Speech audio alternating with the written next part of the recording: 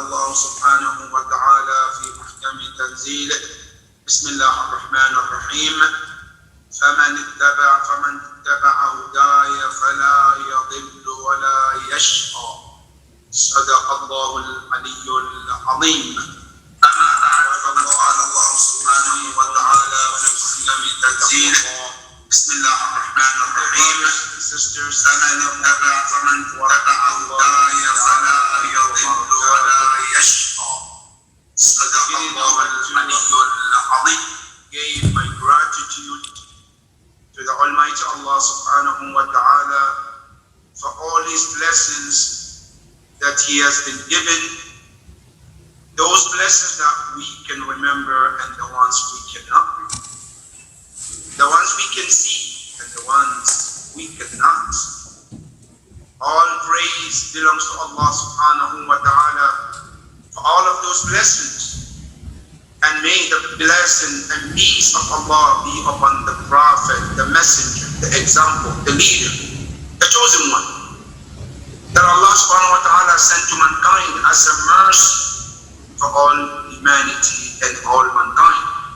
Peace and blessing of Allah be upon him and his family, the chosen successors, the most knowledgeable ones, the noble ones, the purified ones. May Allah subhanahu wa ta'ala guide all of us to be on the path of Ahlul Bayt alayhim as-salam till the day of Qiyamah, insha'Allah. My dear brothers and sisters, allow me to remind myself and remind all of us about taqwa Allah subhanahu. Taqwa Allah subhanahu wa ta'ala is the only solution for mankind get out of the trap of shaitan.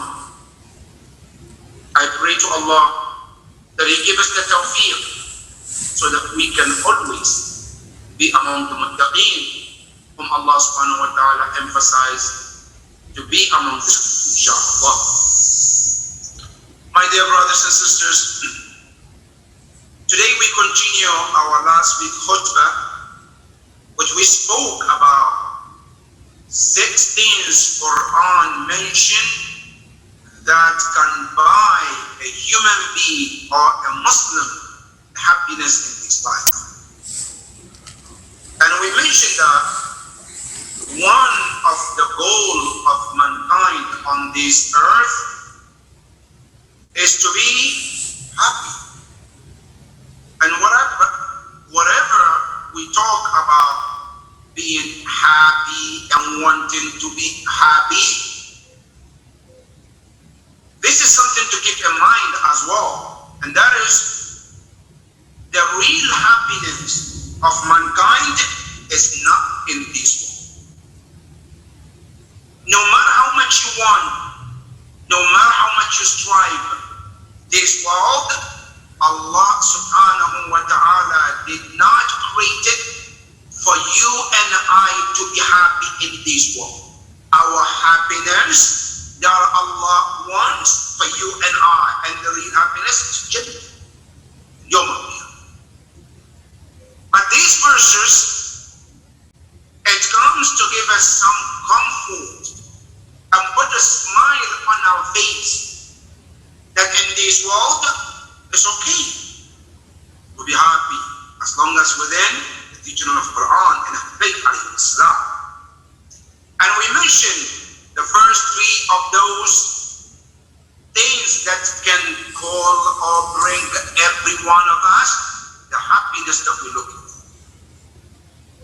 We mentioned the first one is the Holy Quran that Allah subhanahu wa ta'ala sent to us, that as long as we are holding upon the Quran, our happiness is guaranteed. That is number 1. And number 2, we mentioned also dua.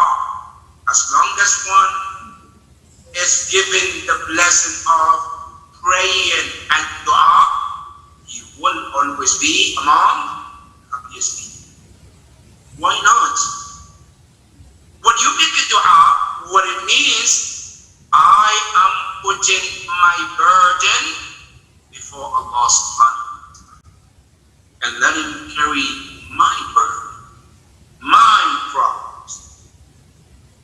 moment you take off that burden and you put on someone, don't you feel relief? Don't you feel light? Wouldn't that make you happy? Of course you would. That is why dua can bring you the happiness you're looking for. Because without dua, you're carrying it on yourself. You're carrying it alone without Allah subhanahu wa ta'ala. But the moment you bring Allah in and you ask Allah to take care of those pain and suffering and issues that you are now giving yourself the break and waiting to see what Allah is going to do. And that is why dua can guarantee you happiness. That's number 2. Number 3, then we talk about being obedient child to your parents. And that can also secure you. Why so? Because we have to understand the system that Allah created in this universe. You know, some people might think this world is created on random. But in reality, the world works on the system that is created by Allah subhanahu wa ta'ala. And that system that Allah subhanahu wa ta'ala created, it works and it has links with one another. One link that we can tell is Allah subhanahu wa ta'ala created that whatever you sow is what you are going to do. So common sense. Nobody ever tried to plant something and expect something different. If I sow the plant of obedience or the seed of obedience for my parent, definitely I'm going to reap happiness of that obedience. If I plant the seed of disobedience, that is exactly what will come in the future as well. And that is why we say, what goes around, comes around. This might not be a hadith of the Prophet or ayah in the Quran, but it comes to confirm what the Quran and hadith says about this kind of stuff. So, with that said, these are the first 3 we mentioned. Now, this ayah, Allah subhanahu wa ta'ala telling us, فَمَنْ تَبِعَ هُدَايَ, whoever follows, meaning anyone, whether be a male or female, anyone, ittiba means to follow, anyone who make themselves or surrender themselves to obey what? Hudaya, my guidance. Whose guidance? Allah subhanahu wa ta'ala. That anybody who obeys the guidance of Allah subhanahu wa ta'ala, the Quran says, فَلَا يَضِلُّ, he would not be misguided. Allahu Akbar. You know why? Because in this world, there is only 2 parties. That's the way we have in America. The strongest parties are what? Democrat and Republicans. So the ones. And every year, every 4 years, they rotate among themselves. Now, Allah subhanahu wa ta'ala created this world, and there is 2 parties. One party, Quran says, is called Hizb al-Shaytan. And Hizb in Arabic is group or party. Now, Hizb al-Shaytan are the followers of Shaitan, and the leader is Shaitan. The president is Shaitan. That's one group. The second party is called Hizbullah. Hizbullah means the party of Allah, the group who assign themselves to obey Allah. And both are mentioned in the Quran, right? Inna Hizb al-Shaytan, Allah subhanahu wa ta'ala said there is indeed part of Shaitan. And then there is also Hizbullah. Now, Allah inna Hizbullah humal ghalibun. Allah said indeed they are the ones who are successful. Now, so there is 2 parties. So now, the first party, which is called Hizb al-Shaytan, the job of this group is to misguide and to mislead a person towards the path of heaven. The second party, which is the path of Allah subhanahu wa ta'ala, is to lead a person to where? To Jannah.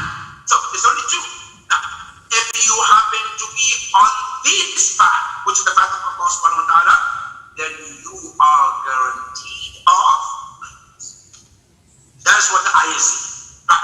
فَمَنْ تَبِعَ هُدَايَ فَلَا يَضِلُّ. Allah said, you will never go astray. وَلَا يَشْقَى. No, they will have miserable life. Miserable life is what? It's the reason of what shaitan. When shaitan becomes the leader of a person, he leads a person towards hellfire. He leads a person towards what? Disasters. And that's why Allah subhanahu wa ta'ala has reminded us in this verse, فَمَنْ تَبِعَ هُدَايَ.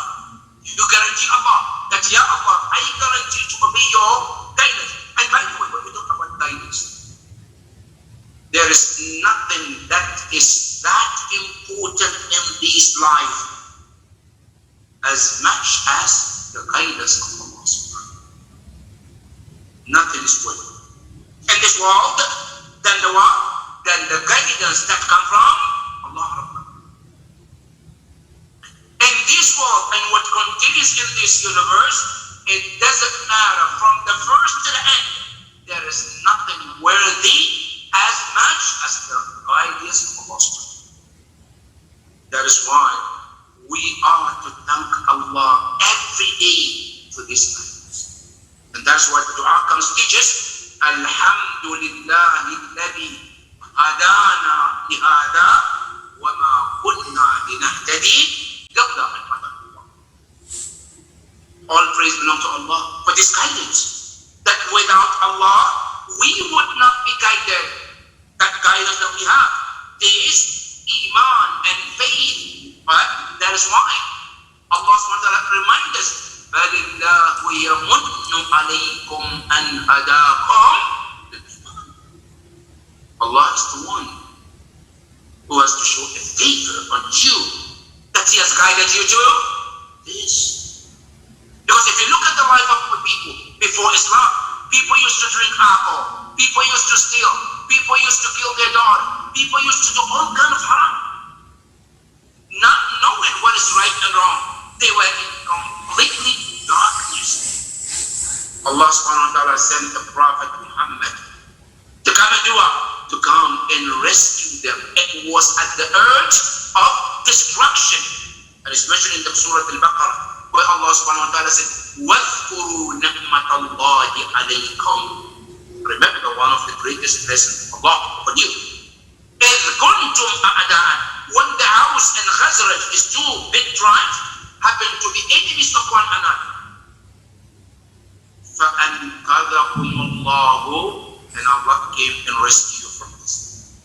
فَأَصْبَحْتُمْ بِنِعْمَتِهِ إِخْوَانًا. And for the sake and the blessing of Allah, you became brothers. You became one. You became one ummah. And you were not only that, you were taught about these blessings of Allah, this guidance. Isn't that enough to thank Allah and show appreciation to Allah subhanahu? Now, not only that, you go back and look at the history of mankind. Mankind, as a Muslims, when the Prophet ﷺ came and started his teaching, and Muslims were being killed and tortured, and the Prophet took them to Abyssinia. When they went to Abyssinia, the king of Ethiopia, Najashi, he asked Ja'far ibn Abi Talib, who was the leader of the Muhajirun, to Abyssinia. He asked him, can you describe me what the teachings of your Prophet brought you? Prophet Muhammad, what is teaching? Then Ja'far describes. He says, Kunna, we used to na'kulul meat. We used to eat the dead body. And anyone who died for days, it doesn't matter. We'll go and take it. If it is full of bacteria, harmful for your body, but we will go eat. That's one of the things we used to do. And Rasulullah came and told us, don't eat it. It's bad for you. Your spirituality, your body is harmful. Don't eat it. We used to drink blood and consider blood as one of the favorite food. The Prophet came and forbid it. Alcohol was one of the biggest sin among us. We used to drink as much as possible. Killing our daughters, fighting for no reason, bloodshed, unit. All of this used to happen before the Prophet came. Then the Prophet came and taught us the better. Respect one another. Be there for one another. Do not cheat, don't lie, don't steal, don't kill. Protect your daughters. And the list goes on. This is the kindness that the Prophet Muhammad used. Najashi, when he heard this, he said, these and what Isa ibn Maryam brought sound to me they came from the same source. Means they came from the same God. That is all. That is this great gain of the youth. That is the blessed hidayah.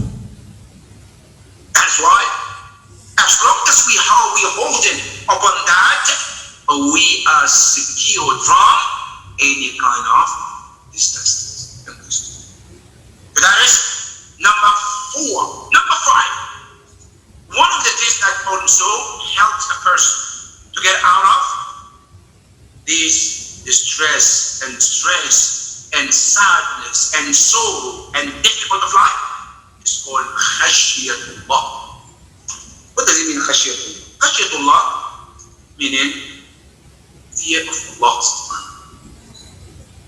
But al-khashiyah is the what is required from us by Allah subhanahu. In our ibadah, when we do a salat or fasting or hajj or zakat, our ibadah, we are required to at least have something called khashiyah. And what is khashiyah? Khashiyatullah, or it means fear of Allah. But fear of Allah is two kinds. Sometimes I fear Allah subhanahu wa ta'ala because of what I saw in my surrounding, what I see on daily basis in my surrounding. They put a fear in me because of what I can see. In other words, al-khawf is fear of Allah through these senses that we have. When you see, you hear. But khashiyah is deeper than that. Al-khashiyah, to fear Allah through the knowledge you have gained about the greatness of Allah, and that knowledge led you to fear Allah. That's called khashiyah. And when you go to the Quran, Allah subhanahu wa ta'ala talks about it. Allah calls us, فَلَا تَخْشَوْهُمْ وَخْشَوْنِي. Don't be scared of them, but me. Allah subhanahu wa ta'ala tells us that if you want peace of mind, the way to do it is let Allah be the one you are fearful. Because every human being that you might be afraid of, other than Allah subhanahu wa ta'ala, you did nothing. You know, because human being, if you're fearful because they have a power, every power is subjected to an end. Have you heard about powers before this? In this century that we live, if you go back 10 centuries, 100 centuries that has passed, and you can read history and see people who had powers and powers and powers, and today is nothing but history. Who doesn't know or never heard of the power of Namrud, the power of Harun, the power of Fir'aun, the power of Hajjaj, and the list goes on. These are people who were powerful. They held power. But today, where is that power? It's nothing but stupid.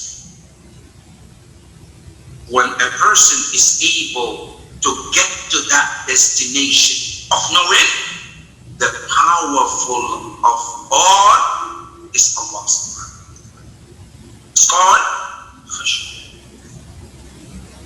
Now this khashiyah of Allah subhanahu wa ta'ala is required, because in every act of worship, Allah subhanahu wa ta'ala is Surah Al-Mu'minun. What did he say? قَدْ أَفْلَحَ الْمُؤْمِنُونَ الَّذِينَ هُمْ فِي صَلَاتِهِمْ خَاشِعُونَ. Allah subhanahu wa ta'ala said, yes, indeed, the believers have attained success. But how did they do that? The Quran tells you, the first thing they did was to attain the fear of Allah through a knowledge. And here, the word khashya comes to emphasize two things. Number one, your knowledge about Allah subhanahu wa ta'ala should always increase, so you get to know Allah subhanahu wa ta'ala better and better. That's one. Number two, and also, you also have to have fear of Him. These two things are must as a Muslim. And that's why Allah subhanahu wa ta'ala in this surah, in this verse, Allah reminds us about taqwa Allah, about the khashya of Allah subhanahu wa ta'ala. Khashya, why? Listen to the Quran. What did Allah say? سَيَذَّكَّرُ مَنْ يَخْشَى. سَيَذَّكَّرُ. And Allah subhanahu wa ta'ala said, سَيَذَّكَّرُ مَنْ يَخْشَى. A person who has taqwa Allah, who fears Allah, who has a fear of Allah, Allah subhanahu wa ta'ala said, they will always remember them. Now, this verse tells us that we all have been taught the fear of Allah. There is a fear of Allah, fitr, within your fitr, your nature. But when we come to this world, there are many things that happen and it takes us away from that fear of Allah. But sometimes things happen, remind us, or certain things bring us back to Allah subhanahu. And that's what Quran says, Sayadhakkaru. Just in short and very near future, right? You will remember. But whom? Man yakhsha. Who have attained the knowledge which leads to the fear of Allah. That person will remember. Then Allah is stopped there. There is a وَيَتَجَنَّبُهَا الْأَشْقَى. That the evil person will stay away from. What? The dhikr, the remembrance of Allah subhanahu wa ta'ala. So, when a person fears Allah subhanahu wa ta'ala, that fear, always what it does, it puts in your life some sort of security. It buys you peace of mind that you don't have to worry about. That's called khashya. Allah subhanahu wa ta'ala urges us. One of the great things in life is to have khashya of Allah subhanahu wa ta'ala. Because give you a practical example. Children, 6 months, 8 months, 1 year, if you ask them who is the strongest in the world, they will tell you their parent.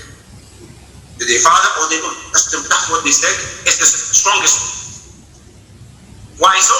Because the child, what he does, he can go out and hit someone. But when they are being chased, what they run to? They run to their mother or their mother, their parent. Because they think their father or the mother is the strongest one, and not only that, the protector. So any danger comes on their way, where do they go? Because they found Allah subhanahu wa ta'ala to be their shelter, their protection. If we can be like those babies, to feel that Allah subhanahu wa ta'ala is our savior, Allah is our protector, Allah is the most strongest one, right? So everything what we do, we run to Allah subhanahu wa ta'ala, our problem won't. You see, a child, when do they feel insecure? When the parents are not around.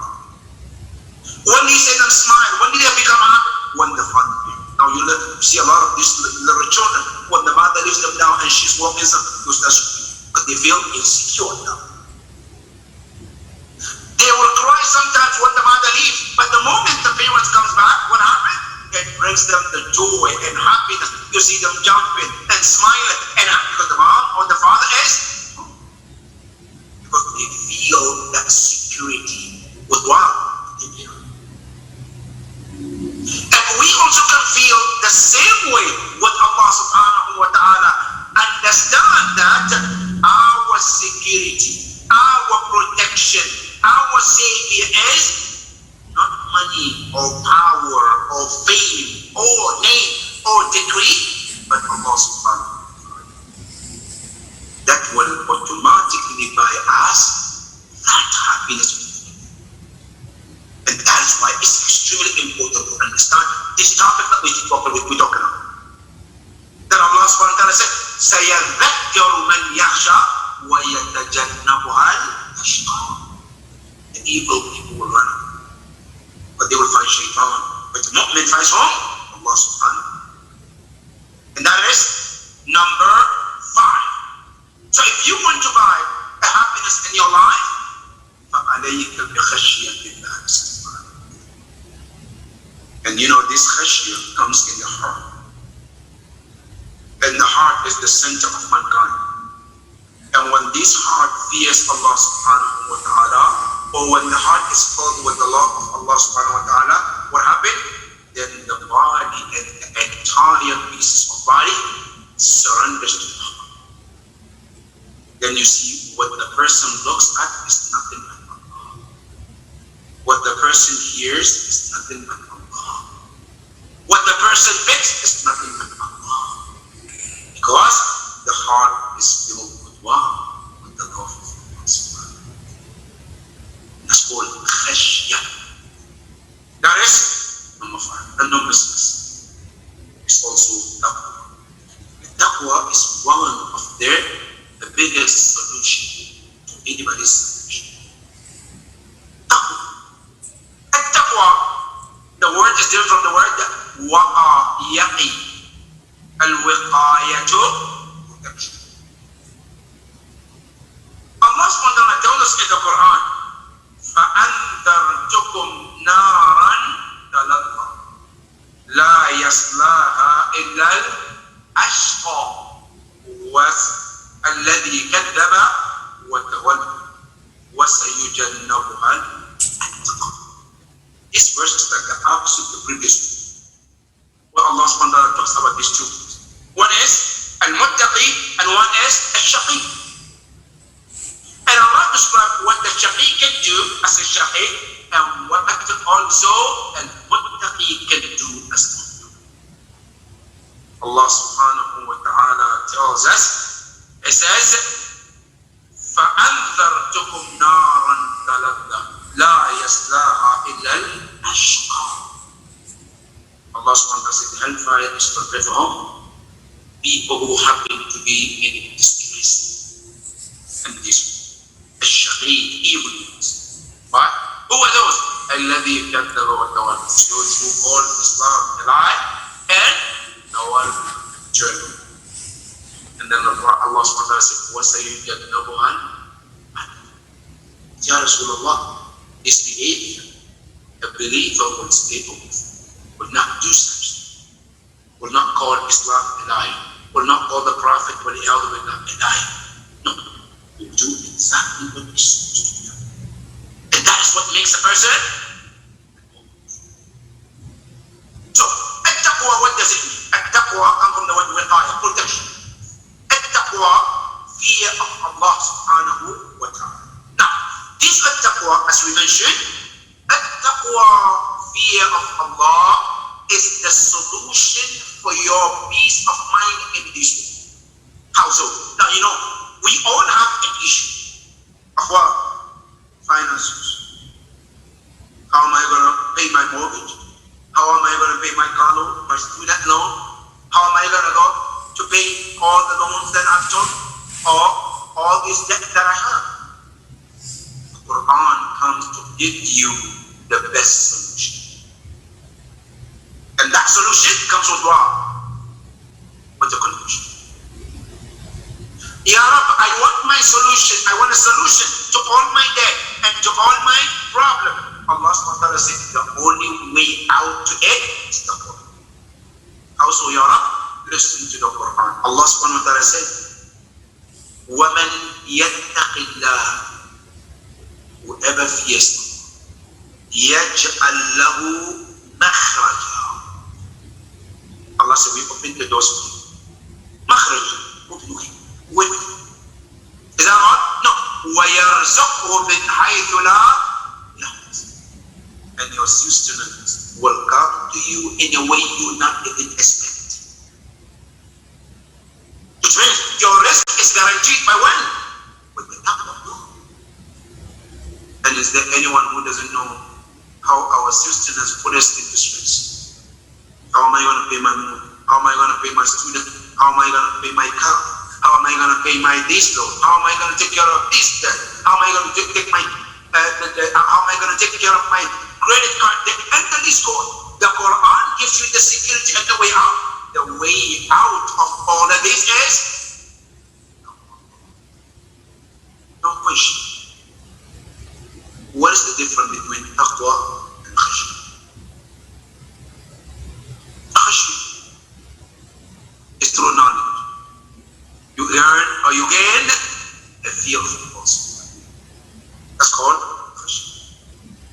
And taqwa is what? Is to gain a fear of Allah regardless of where it comes from.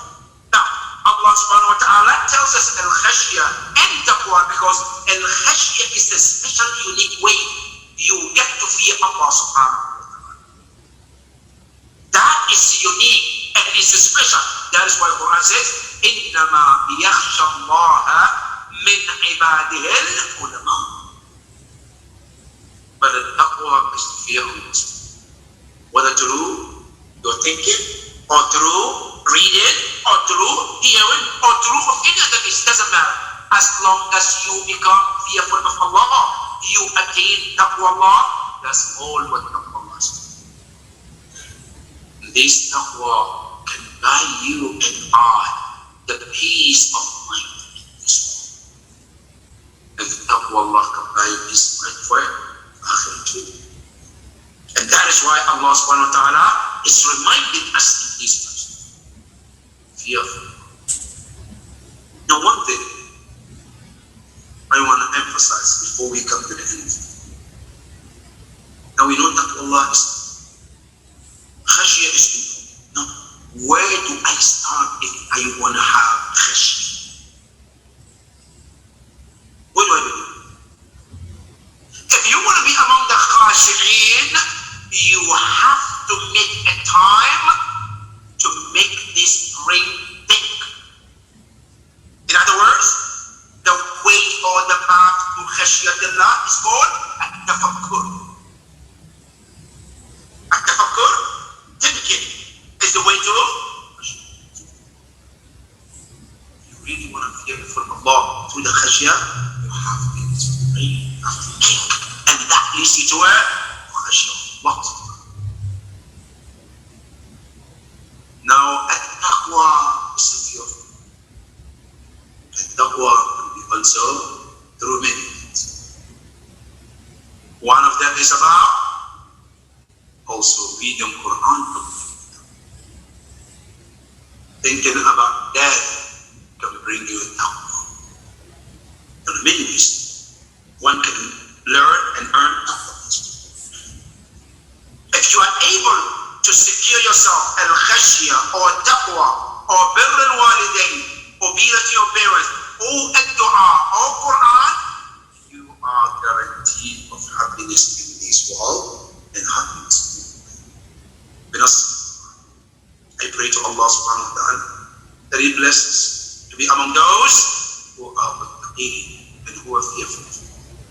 May Allah subhanahu wa ta'ala show us the right path and help us to stay on the right path.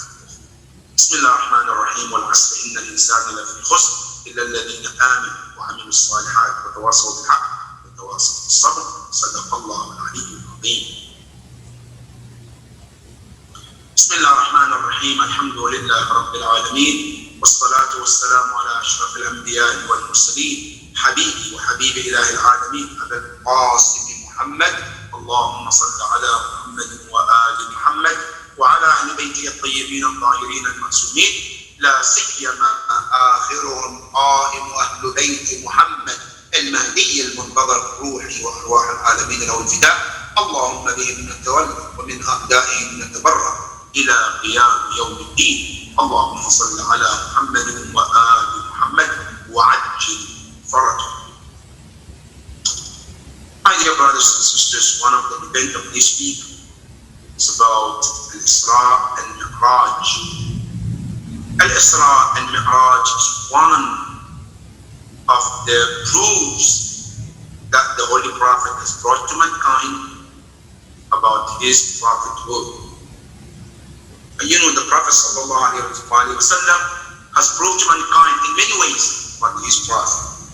One is logically, one is through Quran, and sometimes he shows practical actions to mankind to see that he's a prophet. And one of the practical actions is Isra wal Mi'raj. And you can see through the history that when Rasulullah came back from Isra and Mi'raj and told the people that you people have been to Isra and Mi'raj and this happened, they wouldn't believe it. Until Rasulullah made a statement to prove to them that it's true. What is it?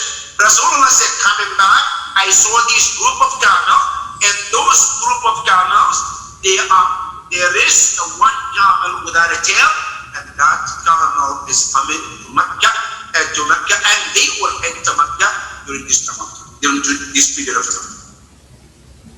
And they only believe the Prophet. They want them, they will expect it, whether it's going to come or it's not going to come. And finally what happened? They saw those camels came, and also they found the camel. That Rasulullah is a true messenger of Allah. It's true rahmatan lil alamin. That's the problem. May the blessing and peace of Allah be upon you for this great occasion that Allah subhanahu wa ta'ala has blessed us as Muslims to see him. That's the one. Number two. Then we have also Eid al-Mab'ath. Al-Mab'ath al-Nabawi. The day Allah subhanahu wa ta'ala gave the Prophet the green light to start his mission. Now there is a difference between the Prophet was told to start his mission and became the Prophet. Now some people made a mistake, making a mistake that Rasulullah became Prophet on this day. No, he didn't. The Prophets, our belief is they are born prophets. They're not coming as any other person and then they become. No, they are prophet from the day they are born. And Rasulullah also confirmed that كنت نبيا وآدم بين الماء والطين. كنت نبيا وآدم was between the water and the clay. It's not yet even created. So Rasulullah didn't become prophet on the Eid al-Mab'ath. No, he was told to start his mission. Allah knew he was prophet. So how come Prophet Isa alayhi salam in the Quran, وَجَعَلَنِي نَبِيًّا, in the crib, on the time he was born, he was prophet. Yahya alayhi salam, before he was even created, before he was conceived, Allah called him the Nabi. And then come to our Rasulullah, he doesn't know that it's a prophet. Of course he knew. So in our belief, Rasulullah knew he was a prophet. And he knew he was a messenger of Allah. And the day that he was given that order of Allah to start his mission is the 27th of Rajab. Like right now as we speak, our Imam al-Hajjah, isn't he Imam today? Yes. But is he apparent among us to start his mission? Why not? Because the authority is not yet there. So he's Imam, right? But he has not been given the authority to start his mission. Rasulullah, from the time he was born until the age of 40, he is a prophet, but he was not being given an authority to start his mission until the day of 27th of Rajab. What he's doing. It's called Eid al-Mab'ath. That day is the day that we all supposed to celebrate. The day he brought the change to mankind. The day Rasulullah brought a man, that light, that nur, to enlighten the entire universe, which the universe can see that nur till today. That day is the special. Peace be upon him on the day he was born. Peace be upon him on the day he started his mission. And may Allah subhanahu wa ta'ala help us to follow his teachings, inshallah. The last time is to remember our brothers and sisters on the wall, especially in Yemen. Another part of the world, we need people, humanity, and suffering. Ya Allah, make it easier for all of them. Our brothers and sisters across the world, especially in our community, those who are sick, Ya Allah, give them the fastest recovery. And those who ask, Ya Allah, be merciful for them. Ya Allah, we ask you. Ya Allah, those who are sick, give them your fastest shifa. And those who are already passed, shower them with mercy. والعصر إن الإنسان لفي خسر إلا الذين آمنوا وعملوا الصالحات وتواصوا بالحق وتواصوا بالصبر. صدق الله العلي العظيم. My dear brothers and sisters, please we come to the end of our khutbah for today. We pray to Allah subhanahu wa ta'ala to accept your amal and keep you safe and protected, inshallah. Until then, may Allah subhanahu wa ta'ala protect you and keep you safe. Assalamu alaikum wa rahmatullahi ta'ala wa barakatuh.